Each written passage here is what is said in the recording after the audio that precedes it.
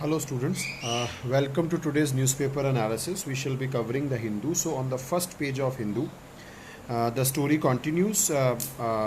राजस्थान के अंदर जो इस समय इशू चल रहा है स्पीकर की पावर्स को लेके और हाई कोर्ट का उसके अंदर इंटरवीन करना, उसके अंदर मिस्टर सचिन पायलट और उनका जो डिसिडेंट ग्रुप था उनको एक रिलीफ मिला था और स्पीकर को कहा गया था कि आप स्टेटस क्यू मेंटेन कीजिए और इनके खिलाफ जो डिस्क्वालिफिकेशन की प्रोसीडिंग्स हैं आप उसको आगे प्रोसीड नहीं करेंगे। तो मैंने इसमें आपको स्पीकर का आर्टिकल और आर्टिकल 212 के होतो होलोहान केस ये सब रेफरेंसेस दे दिए थे। आप इस स्टोरी को फॉलो करते रहेंगे। पिछले न्यूज़पेपर एनालिसिस के अंदर आप इस चीज़ को सुन सकते हैं। उसके बाद पेज नंबर 1 के ऊपर ही cases cross 13 lakh marks, daily deaths are over 750। तो जनरल स्टडीज़ 2 के व्यू पॉइंट से हम इसको समझ सकते हैं।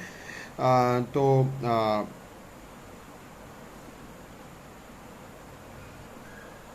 केसेस के बढ़ने का यहाँ पर जो है वो सिस्टम इस समय लगातार जारी है। आप यहाँ पर एक टेबल दे रखा है। India has registered among the highest number of कोविड-19 cases and deaths last week despite testing less per million people compared to other countries with the highest case load. So it is not a good news कि इतनी least testing के अंदर भी case load इतना ज़्यादा आ रहा है। इससे पता चलता है कि इन्फेक्शन बहुत ज़्यादा हमारे यहाँ पर प्रिवेलेंट है। और महाराष्ट्र, तमिलनाडु, आंध्र प्रदेश, कर्नाटका, उत्तर प्रदेश के अंदर जो है वो नंबर्स जो हैं वो लगातार बढ़ते जा रहे हैं। और डेथ टोल इंडिया में 31,413, the sixth overall among countries with the third highest daily rise behind Brazil and USA. तो इसी टाइटल हेड के अंदर 30 year old gets first shot of Covaxin. तो इट्स ए गुड थिंग कि human trials जो हैं वो शुरू हो गए हैं और एक 30 साल के आदमी को जो कोविड वैक्सीन टेस्टिंग सेंटर है एम्स दिल्ली में, वहाँ पर जो है वो दिया गया एक टेस्ट शॉट। तो India has started the phase 3 you can say of human trials. उसके बाद अगर हम आगे चलें तो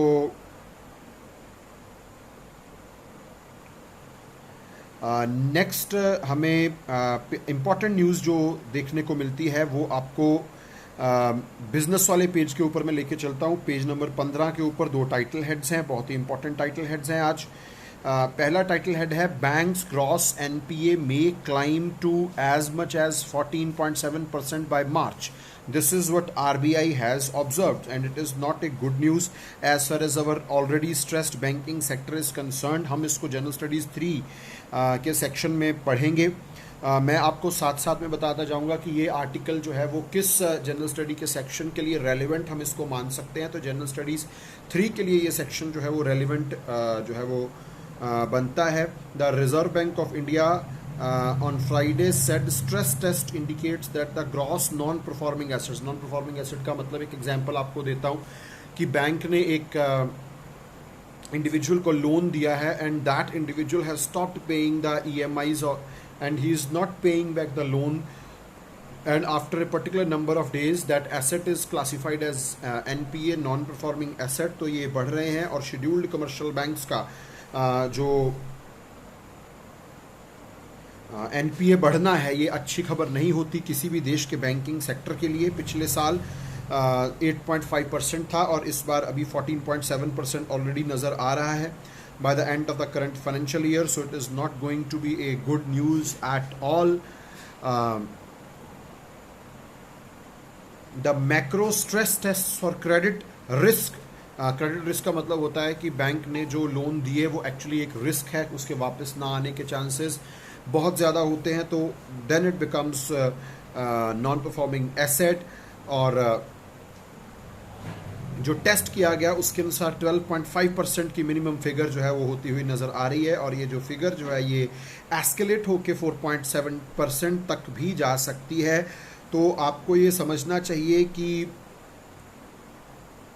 अच्छी खबर नहीं होती बैंक्स के लिए एनपीए का बढ़ना, बैंक्स के जो एसेट्स हैं वो स्ट्रेस्ड हो जाना is not at all a good news. Observing that the capital to risk weighted asset ratio of SCBs edged down to 14.8% in March from 15% in September 2019. The RBI projected that this ratio could slide to 13.3% in March 2021 under the baseline scenario and up to 11.8% under the very severe stress scenario.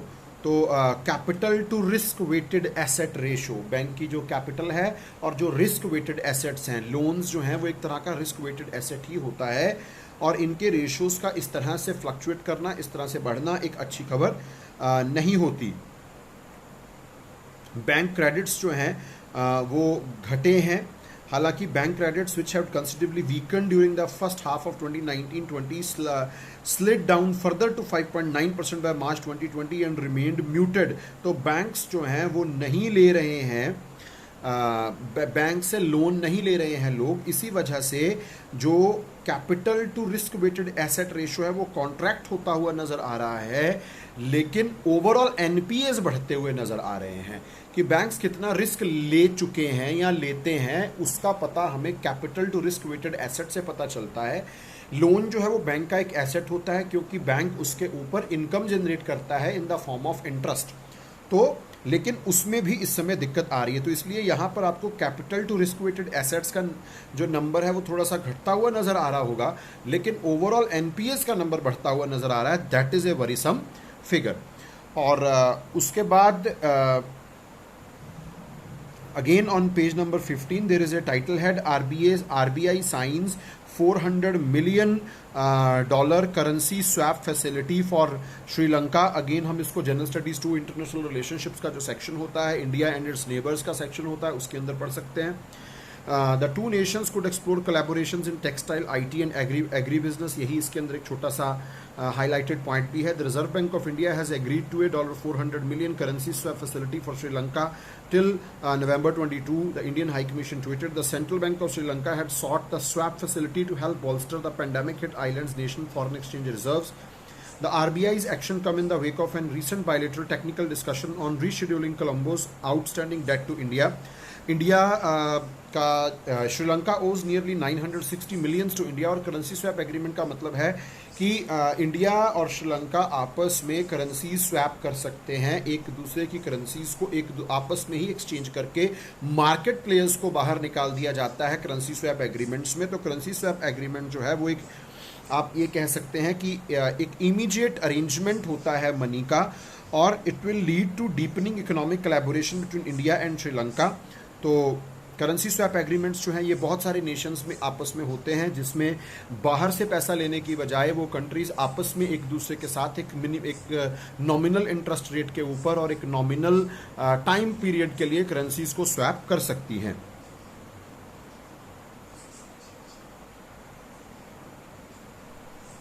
उसके बाद हम page number 14 world news के ऊपर चलेंगे। तो again China और USA के बीच में जो है वो डिप्लोमेटिक फ्रंट के ऊपर टेंशन बढ़ती जा रही है। China asked US to shut Chengdu consulate. Announcement comes after Washington ordered Beijing to close its diplomatic missions in Houston. तो अभी हमने ये पिछली न्यूज़पेपर एनालिसिस के अंदर सुना था कि यूएसए ने ह्यूस्टन टेक्सास में जो चाइना का कॉन्सुलेट कह लें एम्बेसी थी उसको क्लोज करने का उनको ऑर्डर दिया था। तो उसी की रिटेलिएशन में China on Friday order the US consulate in the south western city of Chengdu to close in retaliation for one of its mission in the United States being shuttered. तो the announcement of the closure followed a torrent of warnings from top American officials about the tyranny of China. तो एक ये नया diplomatic war जो है वो इस समय चाइना और यूएसए के बीच में ऑलरेडी ट्रेड वॉर चल रहा है, साइबर वॉर चल रहा है, और ये डिप्लोमेटिक फ्रंट के ऊपर एक नया वॉर फ्रंट खुलता हुआ इन दो देशों के अंदर नजर आ रहा है। उसके बाद पेज नंबर 14 के ऊपर ही US accuses Russia of testing weapons in space. Washington says it has proved that Moscow conducted a non-destructive test of an anti-satellite weapon. आप ये बात समझिए कि आजकल की वॉर में क्योंकि साइबर वॉर जो है वो एक बहुत इंपॉर्टेंट चीज़ है, और साइबर कम्युनिकेशन नेटवर्क्स जो हैं वो सैटेलाइट्स के ऊपर डिपेंड करते हैं। सैटेलाइट्स का इस्तेमाल जो है वो सर्वेलेंस के लिए किया जा सकता है, जासूसी के लिए किया जा सकता है, और they have become a potential weapons in space.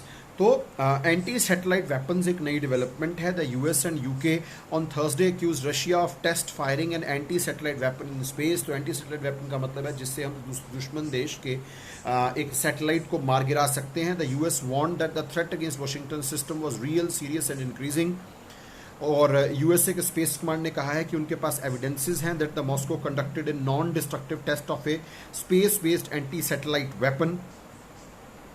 तो वेपनाइजेशन ऑफ स्पेस का जो है वो एक नया डेवलपमेंट दुनिया में होता हुआ नजर आ रहा है, weaponisation of space. The US space command said that test consisted of Russia's satellite called Cosmos 2543 injecting an object into the orbit. So, Russian state media has said that Cosmos 2543 has been deployed by another satellite, Cosmos 2542, which was launched on 25th of November 2019. तो this is what Russia is saying कि उनके एक satellite ने दूसरे satellite को launch किया, जबकि USA कह रहा है कि ये एक एंटी सैटेलाइट वेपन का टेस्ट हो सकता है। उसके बाद हम लोग पेज नंबर 11 के ऊपर एक न्यूज़ हेड देखेंगे, जिसका टाइटल है India invites Israeli defence companies to strengthen ties. ये general studies two again India and its international relationships. India invites Israeli defence companies to strengthen ties. और the talks between doctor Rajnath Singh and Israeli counterpart Gantz. और इनके बीच में defence companies, Israel already हमारा एक बहुत बड़ा defence partner है। India on Friday invited greater participation from Israeli defence companies under the new liberalised foreign direct investment regime in defence manufacturing. India ने अपना डिफेंस मैन्युफैक्चरिंग सेक्टर ओपन किया है। This was conveyed during a telephonic conversation between Defence Minister Rajnath Singh and his Israeli counterpart Lieutenant General Benjamin Gantz. The conversation took place as the Indian Armed Forces are undertaking a series of emergency defence purchases. तो obviously जो हमारे पास इस समय tension चल रही है China border पर, उसकी वजह से इंडिया अपने रिसोर्सेज को स्ट्रेंथन अप कर रहा है, बूस्ट अप कर रहा है। और the government increase the limit of FDI in defence through the automatic route from 49% to 74%। तो एफडीआई के जो रूट्स हैं ये गवर्नमेंट रूट और ऑटोमेटिक रूट होते हैं। तो ऑटोमेटिक रूट जो है वो एक क्विक रूट होता है, तो इसी वजह से इसमें 49% से 74% जो है वो इंक्रीज किया गया है।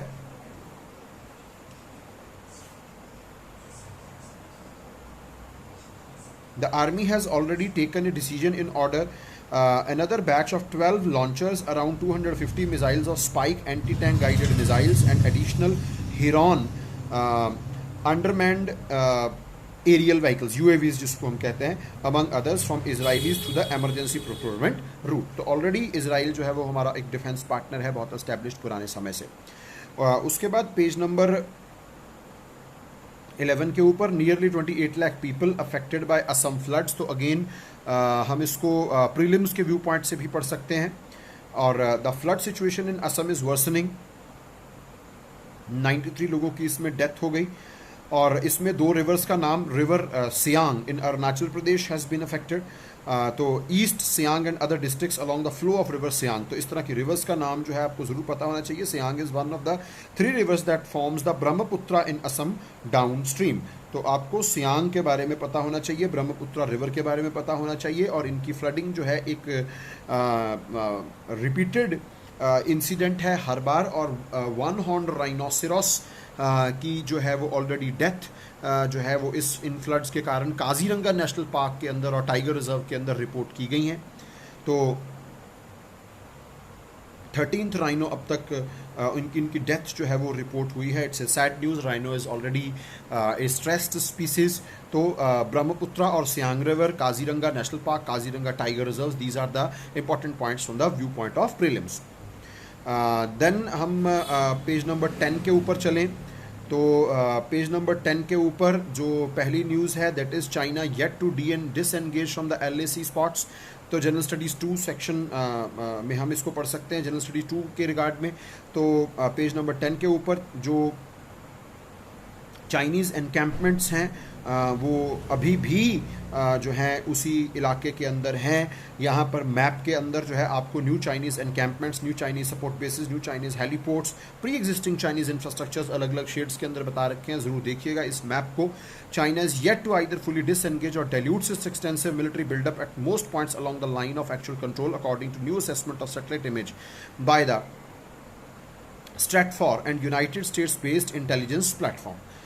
जो स्ट्रैटफॉर है ये एक United States based intelligence platform है। It is giving inputs to India. तो अभी भी चाइना डिसएंगेज पूरी तरह से नहीं कर रहा है in spite of repeated rounds of talks. तो फिंगर 4 का इलाका, ये फिंगर क्या है, फिंगर 4 क्या है, पेंगोंग लेक क्या है, हॉट स्प्रिंग्स क्या है, आप इस यहाँ पर देख सकते हैं। SKI ब्रेन ट्रेन के ऊपर आपको इसका वीडियो मिल जाएगा। उसके बाद पेज नंबर 10 के ऊपर 9 states told to ramp up COVID-19 testing. The Cabinet Secretary takes stock of the management. Cabinet Secretary Mr. Rajiv Gaba on Friday reviewed the management of COVID-19 in 9 states. तो 9 states जो हैं Andhra Pradesh, Karnataka, UP, Bihar, Jharkhand, Orissa, waste Bengal, Assam. तो इनको कहा गया कि testing को आप रैंप अप कीजिए और ये जो बढ़ता हुआ पैंडेमिक है इसको हम टेस्टिंग, ट्रेसिंग, आइसोलेटिंग इस मेथड से अभी डील कर रहे हैं। तो इसके लिए टेस्टिंग करना बहुत ज़्यादा ज़रूरी है। Then India China set for more military talks, again a title head on page number 10। India China set for more military talks, India and China have agreed to hold another round of high level military talks to take forward the slow moving disengagement process along the LAC। Again आप India and its neighbours के view point से, general study 2 के view point से आप इसको पढ़ सकते हैं। और ये कंसल्टेशंस जो है वो अभी भी जारी हैं। Keep following this story. Then again page number 10 के ऊपर no business as usual with China, again from general study 2 के व्यू पॉइंट से। India has made it clear that to China that it will not be businesses as usual until there is complete disengagement along the LAC. Indian envoy in Moscow, DB Venkatesh Verma, has said that India does not believe in trade war with any country. Or officials, however, said India's engagement with China on multilateral fora like BRICS, Russia, India, China, Shanghai corporation organisations, ऐसी organisations की आप list बनाइए, इनके ऊपर 50-100 words लिखिए कि ये क्या हैं। आपको इनकी हिस्ट्री, बैकग्राउंड और थोड़ा बहुत फर्स्ट मीटिंग कहाँ हुई, लेटेस्ट मीटिंग कहाँ हुई, हेडक्वार्टर कहाँ है, मेंबर नेशंस कहाँ हैं, इस तरह की चीज़ें पता होनी चाहिए। ये प्रीलिम्स के व्यू पॉइंट से बहुत ही इंपॉर्टेंट इनपुट्स होती हैं। ये सब चीज़ें मैंने अपने पिछले न्यूज़पेपर एनालिसिस के अंदर डिस्कस कर रखी हैं। आप पिछले न्यूज़पेपर एनालिसिस सुनेंगे, आपको ये पता चलेगा कि इंडिया ने कहा है कि हम इन मल्टीलेटरल प्लेटफॉर्म्स के ऊपर चाइना के साथ एंगेजमेंट रखेंगे, लेकिन जो 1-to-1 एंगेजमेंट है उसके वो नॉर्मल नहीं हो सकती जब तक चाइना पूरी तरह से डिसएंगेज नहीं करता है।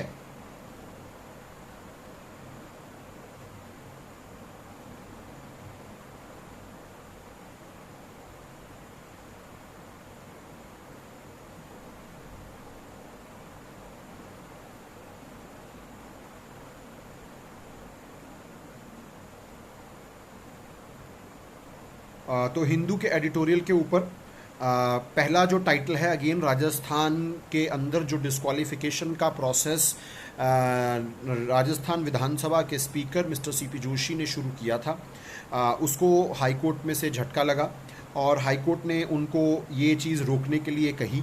और इसके अंदर जो चीज़ें आती हैं, राजस्थान हाई कोर्ट को ने डायरेक्ट किया कि स्टेटस क्यों रहने दीजिए, डिस्क्वालिफिकेशन के ऊपर जो प्रोसीडिंग्स हैं उसको हॉल्ट कर दीजिए। तो ये टाइटल इंडिकेट कर रहा है they are giving us a new kind of look into this working mechanism, there is judicial indiscipline, what this is what they are saying.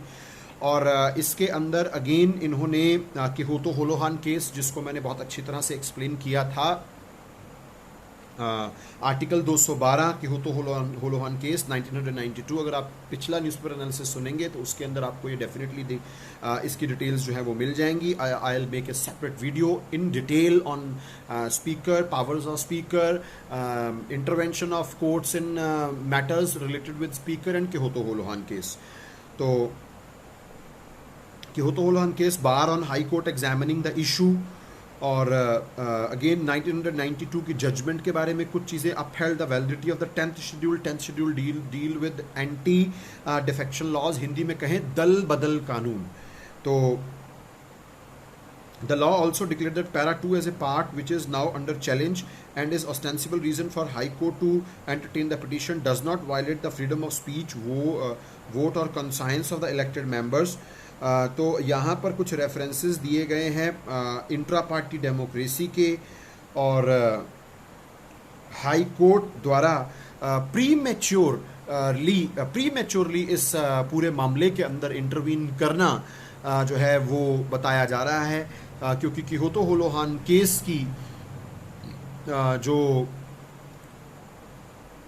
Outcomes हैं वो ये कहते हैं कि जुडिशियल इंटरवेंशन इस तरह के मामलों के अंदर नहीं होनी चाहिए। तो supreme court should not overlook improper and premature judicial interventions. Rajasthan High Court has disregarded a law laid down by Supreme Court while admitting plea by the pilot camp। तो सुप्रीम कोर्ट का जो law है वो Kihoto Hollohan case है, तो high court ने जो है रोका स्पीकर के द्वारा दिए गए नोटिस की इम्प्लीकेशंस को, उसके प्रभाव को। तो यहाँ से ये मुद्दा शुरू होता है कि क्या हाई कोर्ट जो है वो स्पीकर के ऑफिस की जो पावर्स हैं, आर्टिकल 212 जो कहता है, क्या उसके साथ इंटरवीन कर सकता है। तो this is what this article is saying. इसकी बैकग्राउंड आप लोगों के साथ में डिस्कस कर चुका हूँ, इसको जरूर पढ़िएगा। Then arms and the women on gender barrier in Indian army, और जनरल स्टडीज 1 के साथ ये जुड़ा हुआ आर्टिकल है।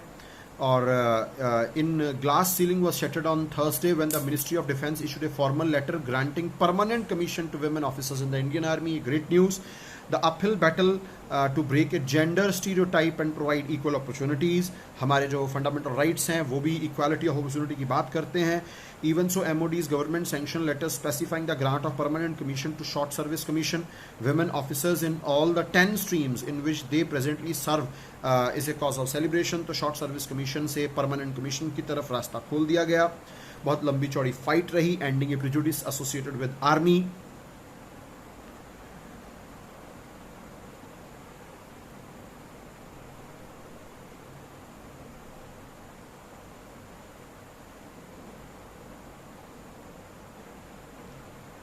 So the time has come for a realization that women officers in the army are not adjuncts to a male-dominated establishment whose presence must be tolerated within the narrow confines। It said कि ऐसा नहीं होना चाहिए। women officers को जो है वो